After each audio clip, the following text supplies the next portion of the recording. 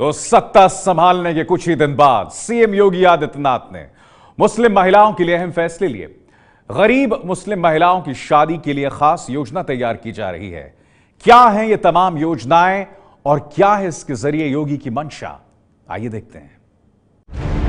इस तस्वीर में योगी मंत्रिमंडल की महिला मंत्री खास तौर पर मुस्लिम महिलाओं की समस्याएं सुन रही हैं। ये महिला मंत्री सीएम योगी आदित्यनाथ के कहने पर इन मुस्लिम महिलाओं से मिल रही हैं। सरकार के सत्ता में आने के कुछ ही दिन बाद की ये तस्वीर ये बताने के लिए काफी है कि योगी सरकार मुस्लिम महिलाओं को लेकर कितनी गंभीर है। प्रधानमंत्री के सबका साथ सबका विकास नारे के साथ योगी आदित्यनाथ ने गरीब मुस्लिम लड़कियों के लिए एक बड़ा फैसला लिया। गरीब मुस्लिम लड़कियों की शादी में दिए जाने वाले अनुदान के सही इस्तेमाल के लिए सरकार ने एक अनूठी योजना बनाई है। सरकार की इस योजना का नाम है सद्भावना मंडप। अल्पसंख्यक विभाग की समीक्षा बैठक में योगी आदित्यनाथ ने इस योजना को मंजूरी दी, जिसका खाका तैयार किया जा रहा है। यूपी सरकार ने तय किया है कि हर जिले में सद्भावना मंडप बनाया जाएगा। ये सद्भावना मंडप सामूहिक कार्यक्रमों में गरीब मुस्लिम लड़कियों की शादी कराएगा। हमेशा जब आदमी कुर्सी की राजनीति करता है, कुर्सी पे बैठ के राजनीति करता है और सड़क पे जब राजनीति करते हैं उसमें फर्क होता है।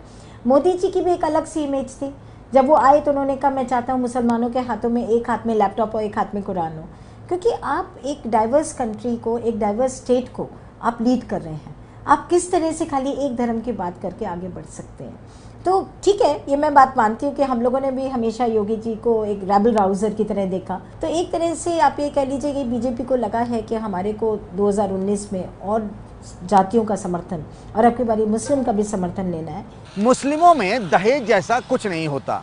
एक साथ शादियाँ होंगी तो जो अनुदान दिया जाता है उसमें पैसा बचेगा। उससे लड़कियों को घर के चूल्हा चौका का सामान, बेड, अलमारी जैसी जरूरत का सामान दिए जाने पर खर्च हो सकेगा। इतना ही नहीं, सद्भावना मंडप की मदद से जो अशिक्षित बच्चे बच्चियां हैं उन्हें कौशल विकास, हैंडीक्राफ्ट जैसी ट्रेनिंग भी दी जाएगी, जिससे वो रोजगार हासिल कर मुख्य धारा में जुड़ सकें। और तो और जो बच्चियां पढ़ना चाहती हैं उनकी पढ़ाई का भी बंदोबस्त किया जाएगा। मुस्लिमों में लड़के वालों की तरफ से लड़की वालों को मेहर दिया जाता है। जो लड़के गरीब हैं उनके लिए मेहर एक बड़ी समस्या है। यूपी के अल्पसंख्यक विभाग का मानना है कि सरकार की तरफ से जो पैसा लड़कियों की शादी में खर्च होगा उसे ही मेहर की रकम मान ली जाएगी। मेहर की रकम लड़की के परिवार को दी जाती है। इस्लाम में परंपरा रही है कि लड़के वाले ही लड़की वाले को पैसा देते हैं जिससे उसकी शादी पर खर्च हो सके।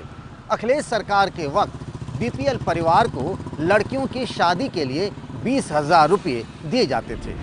योगी सरकार शुरू में यूपी के हर जिले में सामूहिक समारोह में 100 शादियां कराने की दिशा में कदम बढ़ा रही है। अगर इस योजना को अच्छा जवाब मिलता है तो हर 6 महीने में ऐसे आयोजन होंगे। एक दूसरी योजना के तहत योगी सरकार ने बीपीएल परिवारों में 2 बेटियों की शादी के लिए 20,000 रुपए दिए जाने के प्रस्ताव को भी हरी झंडी दी है। ये है एबीपी न्यूज, आपको रखे आगे।